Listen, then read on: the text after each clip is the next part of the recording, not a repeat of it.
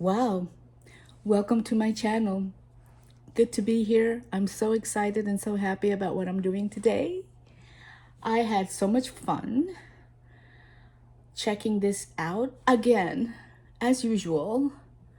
1970 hits of 1970. I was around in 1970. I was born in 53.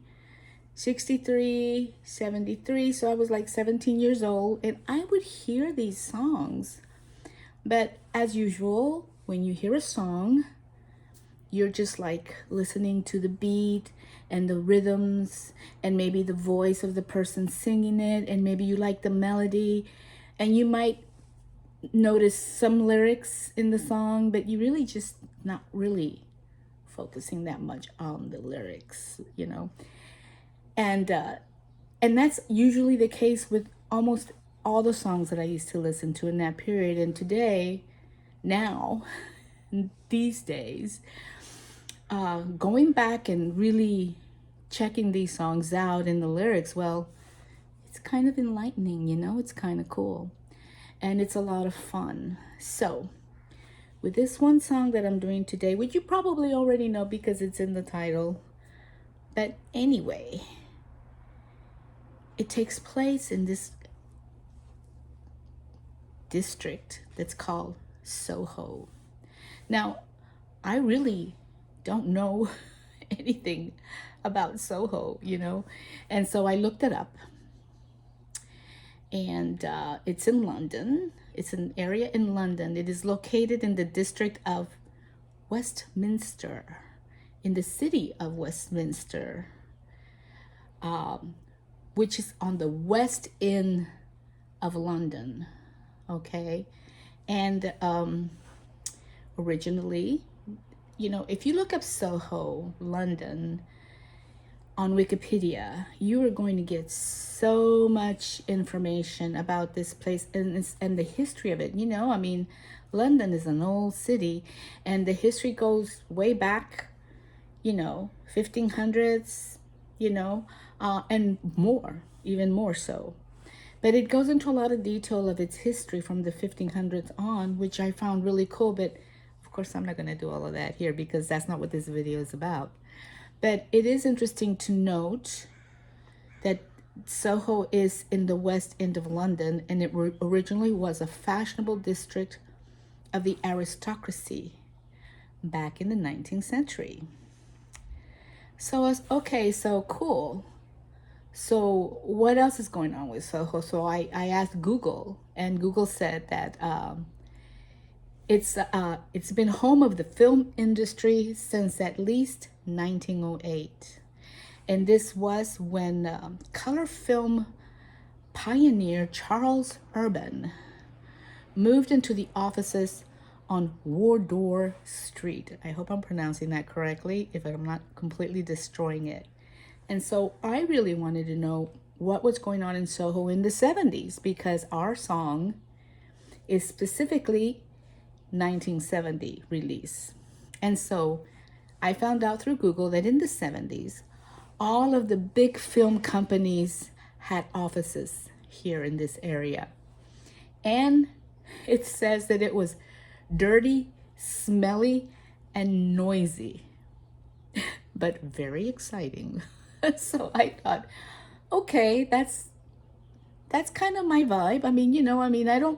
I like clean and organized and good smelling, but dirty, smelly, and noisy is a really nice contrast. And so, like, when you're in a dirty, smelly, noisy environment, and then you go to the complete opposites, you can really feel the differences, and really maybe appreciate them a little bit more. So I thought that was kind of cool and fascinating. It was full of pubs, restaurants, cafes, and markets, okay, back in the 70s. So it was a hustling, bustling area in London. Now, the song takes us to a place in a bar in Soho around 1969, 1970,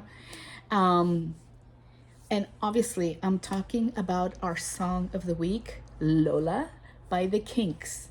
And it's from their album, check this out, Lola versus Power Man and the Money Ground, part one. Okay, so I'm like, what in the world is it going on? Why is it asking me this? Why is it saying this? Power Man? Not that it's not an interesting title. Money Ground? So Lola is versing Power Man. So could that mean Lola in comparison to the Macho Power Man and the Money Ground that Power Man manipulates and manages? Part one. So part one, I don't think there was ever a part two, but it's a great title. Now, that I've said before that in the 70s, records were released, the top hit were released in 45s. And on the one side, they would have the hit song, Lola. But in this case, the side B has two different songs depending on where the song Lola was released. And here we're talking about UK versus US. Okay, so there's two different options. And this is very interesting because it's the first time I've ever encountered this. I'm not saying that it hasn't happened before. This is the first time I see that this is happening with this song. So I find that this very interesting. Strong London connection there. So in the UK, on side B, we have Berkeley Muse. That's a song that the Kinks wrote. Berkeley Muse. Now, at first I thought that was a typo. Do you mean Berkeley Muse? No, it's Muse, M-E-W-S. I've never heard of that term before. Some of you maybe have, but I did look it up. And it is a British term, obviously, which means a row of attached houses that often run an entire block. And that's a muse. Now, this is a Berkeley Muse. So it's interesting that these songs that the Kinks are doing right now, they're all relatable to a specific place in London, So that's very, very cool. And why is it cool? Because in my opinion, it's relating to the local place where the songwriter is living at and being influenced by, because we are influenced by our physical spaces that are around us, right? So there's no avoiding it unless you just kind of decide to never go outside. And then you're just pretty much completely disconnected. But, when you're a young person, and even when you're older, you're out there and about, hanging out, checking things out, you're just out there. That's like a human tendency, right? So Berkeley Muse, M-E-W-S, very specifically, is a small street in London. It actually exists. It's located near what they call Pi Records offices in Marble Arch. Now, I did not look that up. I did not look for pictures because that's not my intention right now.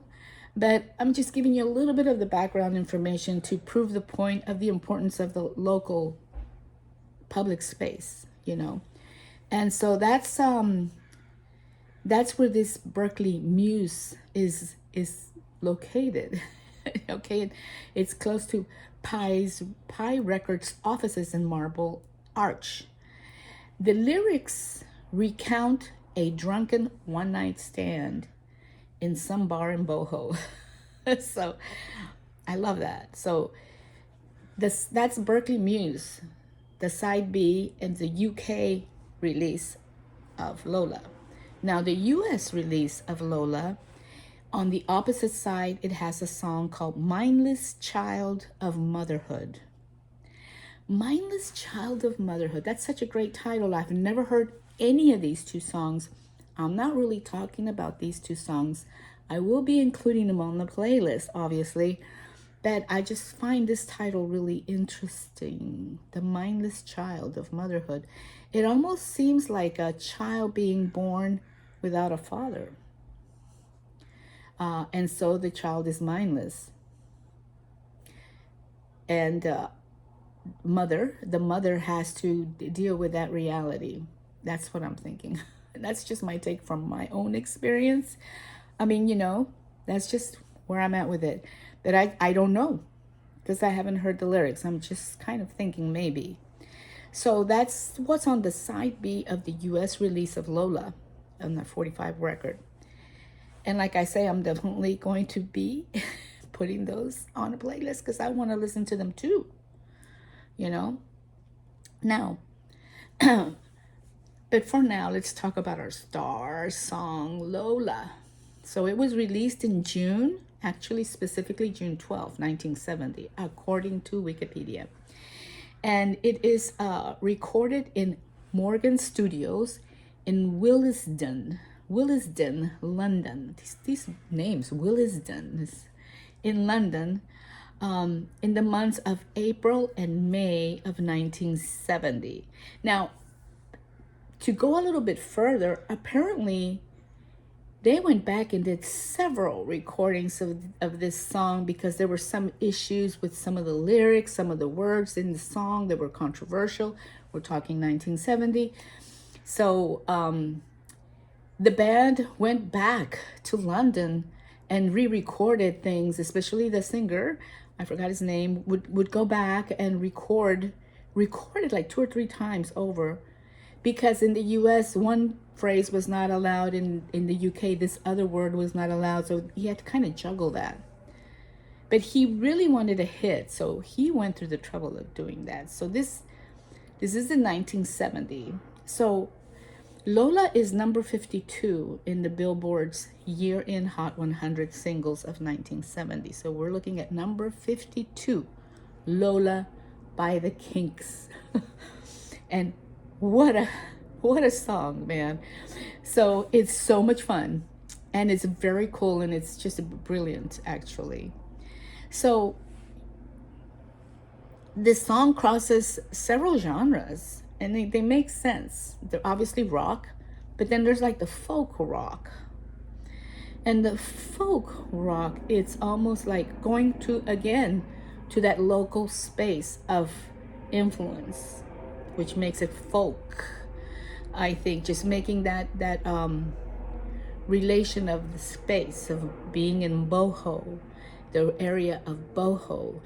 His songs are all have that connection with the space. So it's folk rock, it's hard rock, because they're really good musicians and they jam with those guitars fantastically. They're excellent musicians. And then it's also considered pop. That's popular, of the populace of the people. It's music by some general guy, some general girl who just picks up a guitar and starts learning to play it, and it's like popular music. Okay, so it is 4 minutes and 3 seconds long, so just perfect. And it is in the Pi label in the UK, and in the United States it's in the Reprise label. I'm not really sure about these labels. I'm not going into that. I'm not doing music history, rock history, and labeling and UK, US dynamics going on with a lot of these songs, because a lot of these people that were music that are in these charts, a lot of them are British, so they're in the US recording. So the song Lola was written and produced by, there is his name, Ray Davis. I always forget names. I'm terrible at them. Ray Davis. He's the producer and the writer of the song. So he's the one that had to go back and re-record several versions to change certain lyrics in the songs, in this song. And he's an English musician. He's still alive. In Lola, he's the lead vocalist. He does rhythm guitar, and he's the primary songwriter for the Kinks. And he is also the leader of the band. It's his band. Now, his younger brother, his name is Dave. So we have Dave Davis, Dave Davis, and Ray Davis. Okay, so Dave Davis, his brother, younger brother, he plays the lead guitar for the band, and in this song, he plays the lead guitar and he does backup vocals. Wonderful job. Now, both of them were the only consistent members during the band's existence. You know, they were around for a pretty long time. I personally am not that familiar with their music, but I remember hearing Lola, and I'm sure I've heard a lot of their other songs, and I just listened to them in radio, you know. And I might have liked the tune, catchy tune. I have a pretty good memory in reference to songs and music, and so I can oftentimes hear a tune, and I remember exactly when I heard it. That happens a lot. So, no doubt, an extremely creative person, Ray Davis is. He acted, directed, and produced shows for the theater and television. Well, he's in London. There's all these film companies around, and he's creative and he's into all of that, so he's there. And plus, he's very good at writing. His lyrics are for rock bands specifically, right? If you're I don't know, if you're not a rock band, you're gonna have a hard time playing Lola. You can't sing Lola like a ballad, love ballad. I guess you could, but it would sound, man, it's a rock song. And also a lot of his lyrics, not only are they for rock bands, but they're also like they speak of English culture. There comes the folky kind of part of the rock. English culture, nostalgia, and social satire. Social satire. Now here comes the literary aspect of his writing.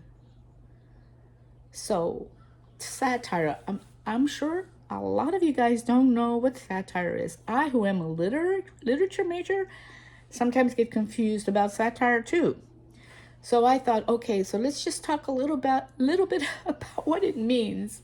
Okay, so satire is an artistic form, okay, in writing, in theater, in the visual arts, chiefly literary or dramatic, it says here, right? So this is from Google, because I asked Google.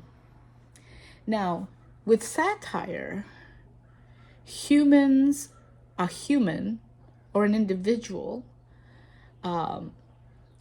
their vices, their follies, sometimes their abuses or their shortcomings are held up to censure, they're held up to criticism. So they're showing you this character, and maybe that he has vices, or she finds himself in some follies that she's doing, or abuses that she's doing, or shortcomings, didn't get the job or whatever, and they hold it up for criticism. But it's not a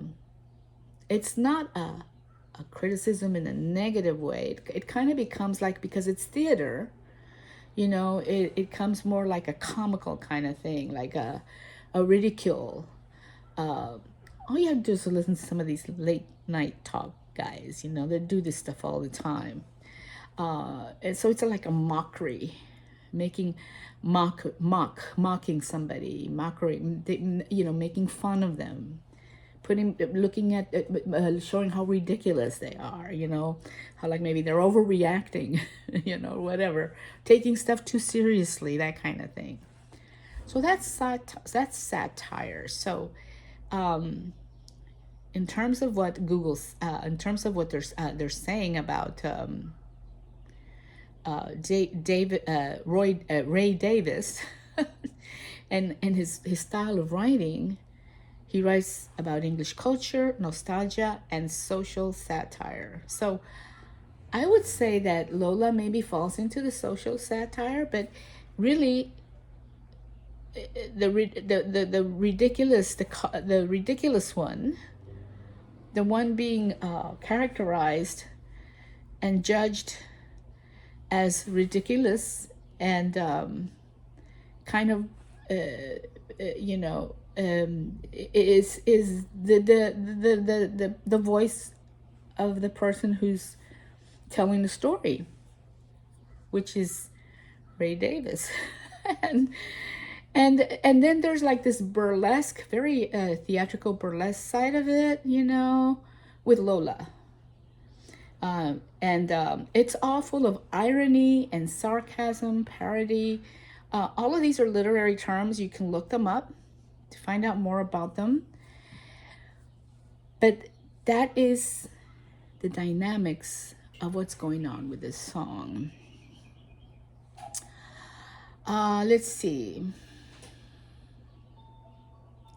And there's also that component of social reform, right? Changing people, inspiring people to change their opinions about their concepts of things, of how they see people, blah, blah, blah, blah, blah, blah, right? That kind of thing. So lovely, really lovely, really great.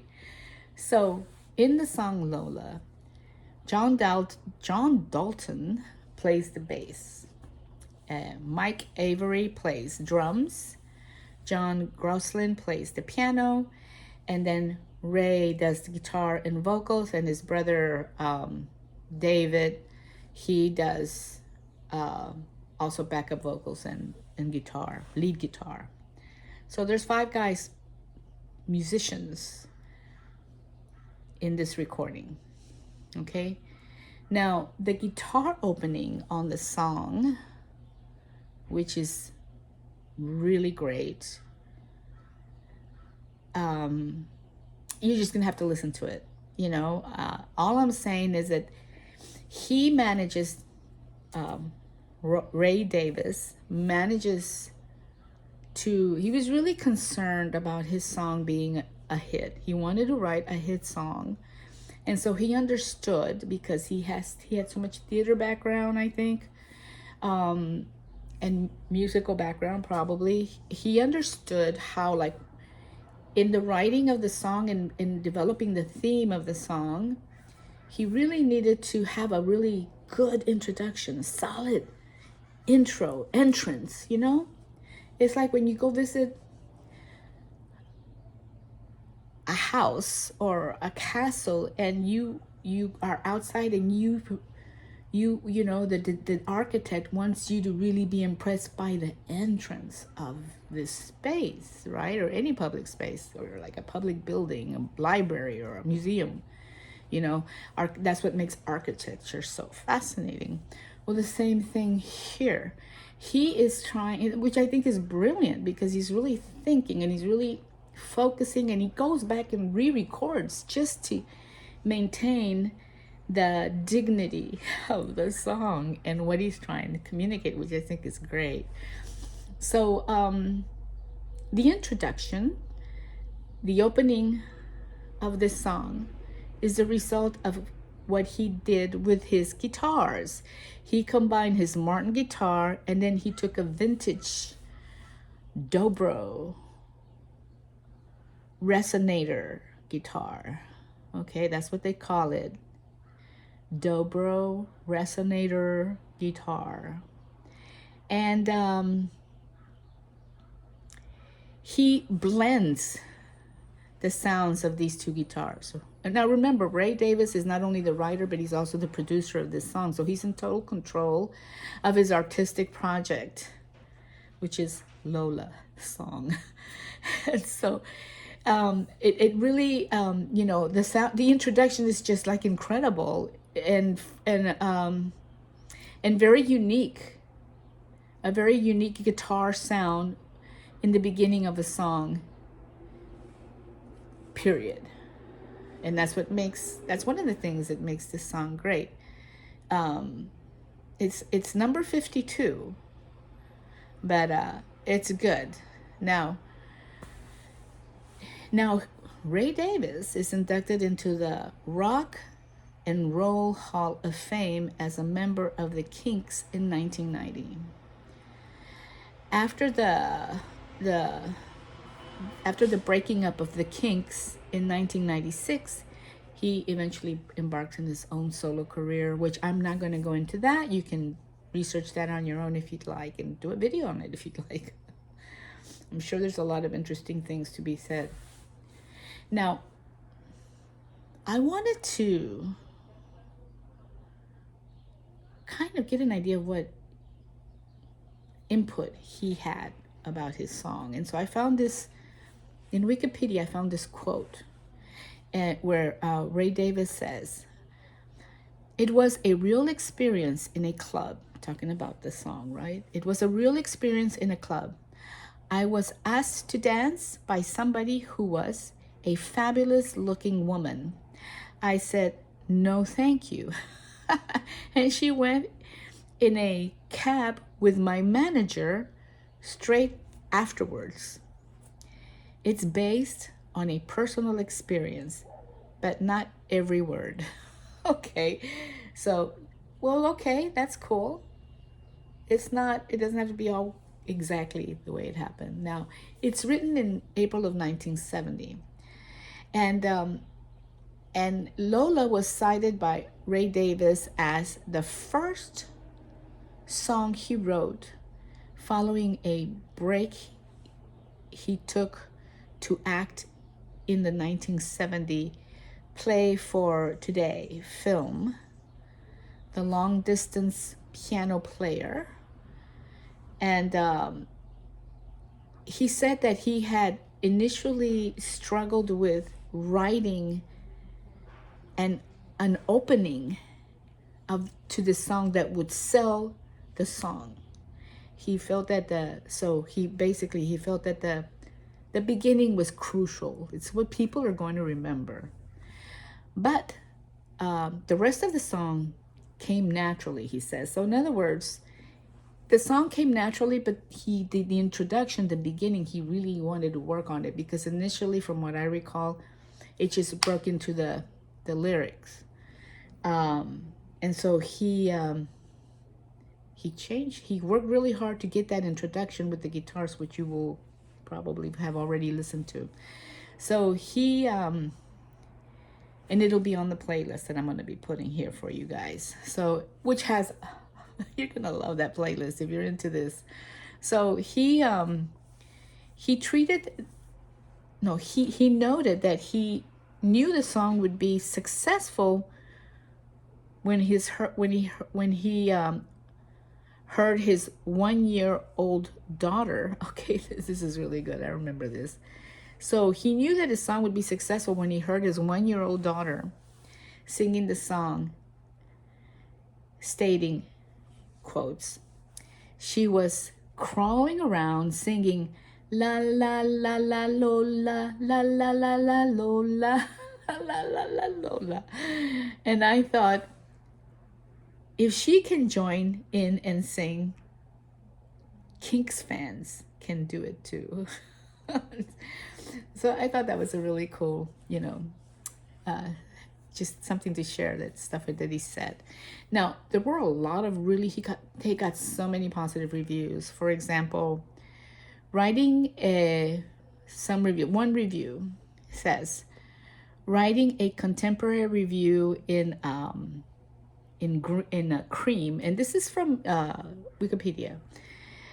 Critic Dave Marsh recognized it as the first significant, blatant gay rock ballad. Now, I thought that was crucial, because I was thinking about that. I was thinking, is this the first song that has this theme? And so it was really cool to see that, because, and then yes, it is. Okay, more or less. Now, Billboard said of the song at the time of its U.S. Release, open quotes, currently top 10 British chart winner, this infectious rhythm item has all the ingredients to put the Kinks right back up the Hot 100 here with solid impact. And right back, because put them right back up, because they had not had a hit in a long time. They'd been playing forever. They were doing a lot of stuff, but they just hadn't had that hit. They needed some hits. They had one, I think, but they needed some more, and this one really did the cake. Now the Rolling Stones, which the critiques from the Rolling Stones are important. The critique Paul Gambaccini called the song brilliant and a smash. Rolling Stones also put this song. Rolling Stones has the best 500 rock songs ever written of all times, and Lola is in there, which I'm not surprised. So there's that. And then the music critic Robert Christgau, which I'm probably destroying his name, despite his mixed opinion on the Lola versus Power Woman album, praised the single as astounding. Mixed opinions. So he had some mixed opinions about the whole album. I have not heard the whole album. I want to hear it now, but I mean, Lola definitely is the hit from that album. But the other ones are probably in there too. What was it? The Berkeley Muse, and what was the other one? Thoughtless Son of the Mother. What was it called? Let me see. I forgot the name of it now. Oh, this memory of mine. Let's see. It's in here. Let's see. Give me a little minute to find it. Berkeley Muse. Side B. Oh yeah, here it is. Mindless Child of Motherhood. Those two songs are probably in this album. So yeah. Let me go back down. Let's see.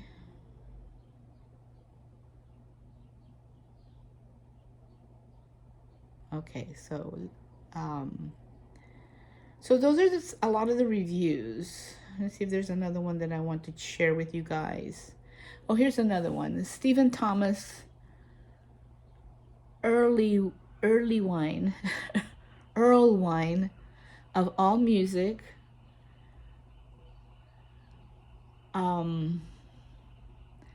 Lauded the song for its crisp, muscular sound, pitched halfway between acoustic folk and hard rock.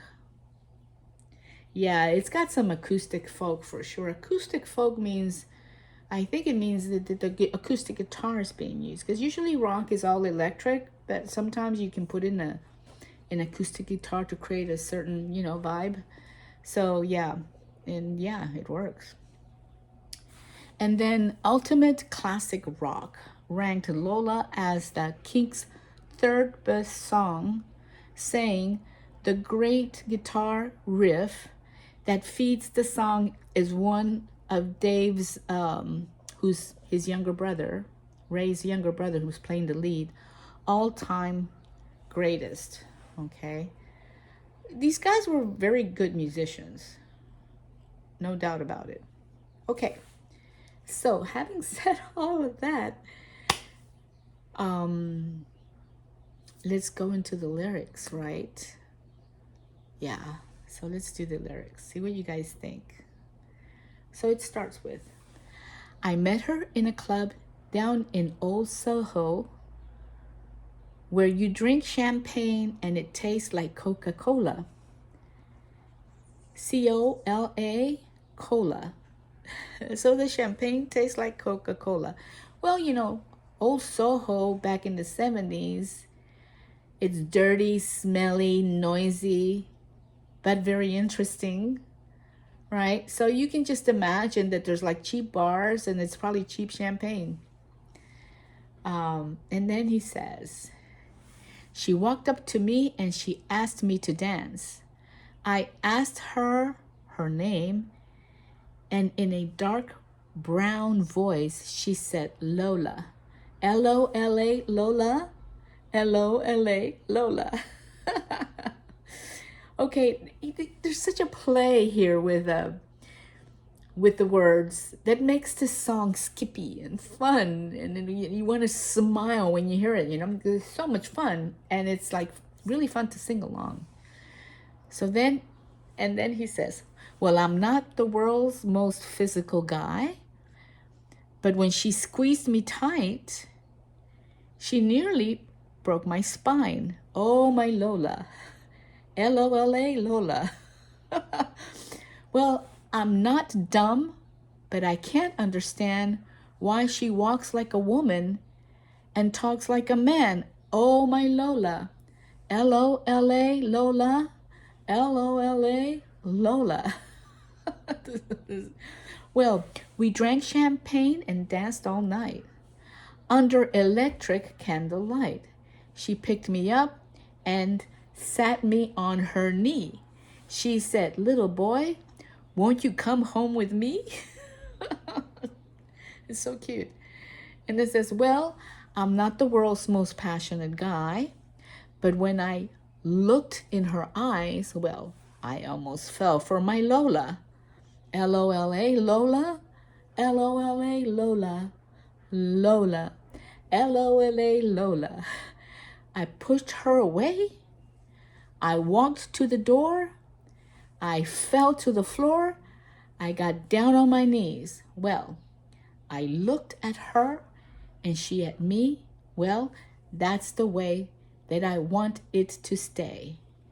And I always wanted to be that way for my Lola. Lola, Lola.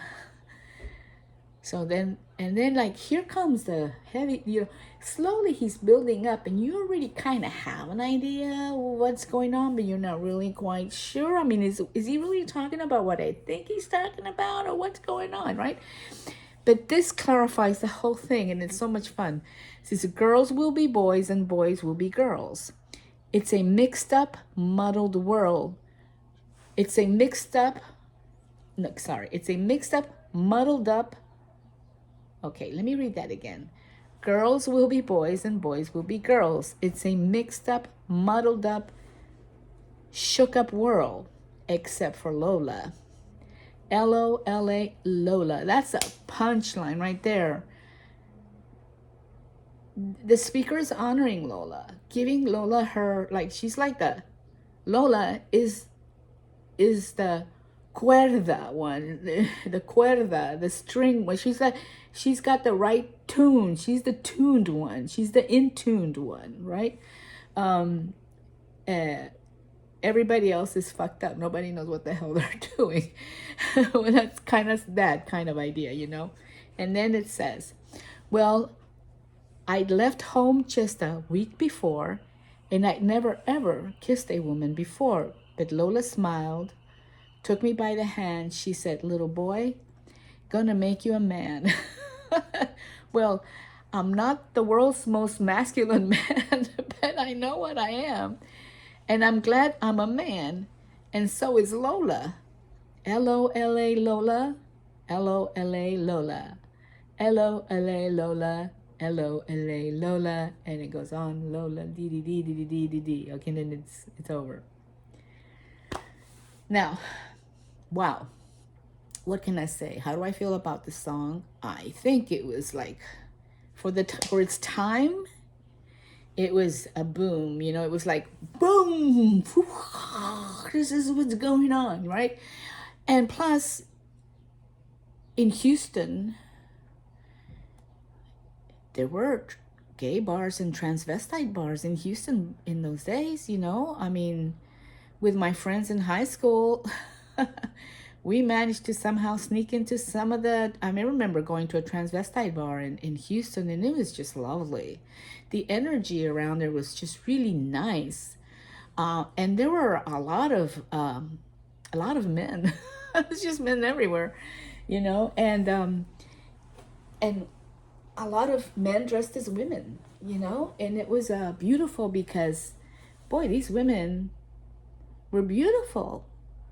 They were perfect. They wore beautiful clothes and they had beautiful makeup, and they would go up on stage and perform and dance and sing songs or lip songs, and or sometimes lip songs.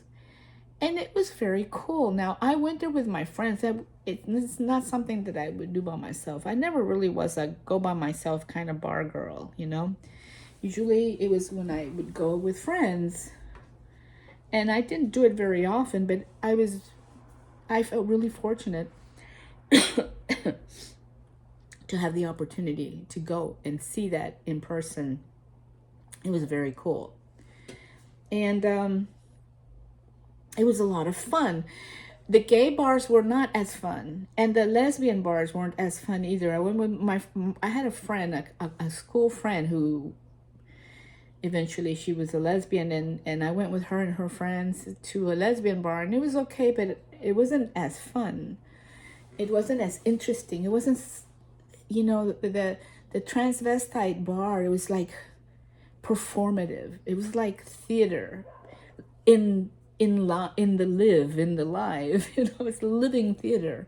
It was, you know how life is the stage. Well, it was the life stage, you know. It was beautiful, and the performance of it was amazing. It was really awesome, awe breaking, you know. Being exposed to something like that for the first time was just like, wow. But I really enjoyed it. I thought it was beautiful. So I totally respect that. So I find that this song for the period, I was, how old was I? 16?